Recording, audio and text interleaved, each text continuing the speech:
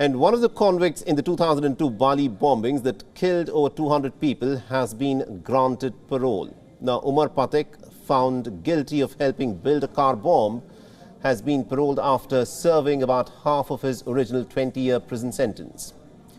The parole orders came in despite strong objections by Australia, which lost scores of citizens in the Indonesian attacks.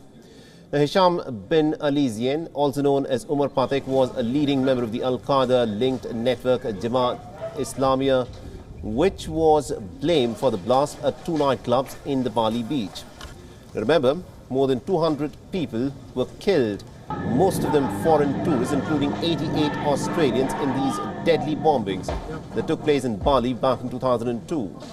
The Patek was sentenced to 20 years in prison.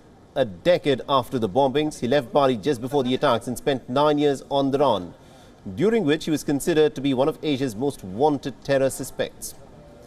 Indonesian authorities say that 55-year-old Patek was successfully reformed in prison, adding that they will use him now to try and influence other militants to turn away from terrorism.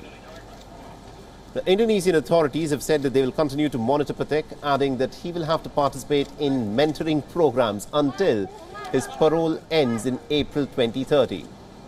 This justification, however, fails to soothe the families of the victims, not the least of the trauma of survivors who have expressed anger and dismay over the parole decision.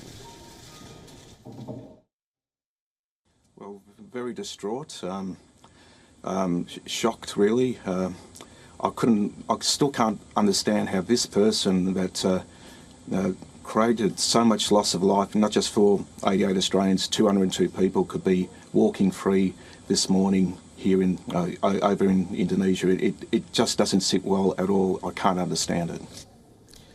Now, Australia has expressed strong displeasure at this decision. Australian Deputy Prime Minister Richard Marles has said that Indonesia's release of Umar Patek will be a difficult day for Australians who lost loved ones and also relatives in the attacks. The news in August of his expected early release sparked outrage in Australia.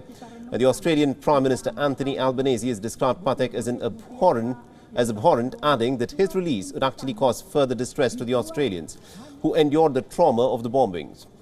Now, Australia's objection prompted President Joko Widodo's administration to delay Patek's release, while Indonesia hosted the Group of 20 summit meeting last month.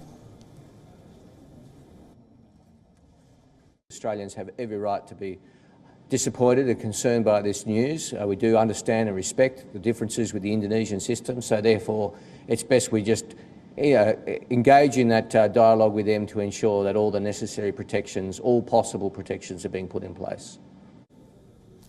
Now, the early release of the Bali bombings convict seen along with other recent developments in Indonesia also reflects a pattern of conservative Islamist pressure on the government. Remember, Indonesia had recently passed legislation that criminalizes sex outside of marriage. So as orthodox Islamic views gain ground in the country with the largest Muslim population, the big question, of course, is this: is the government and its legal system giving into the pressure? WION is now available in your country. Download the app now and get all the news on the move.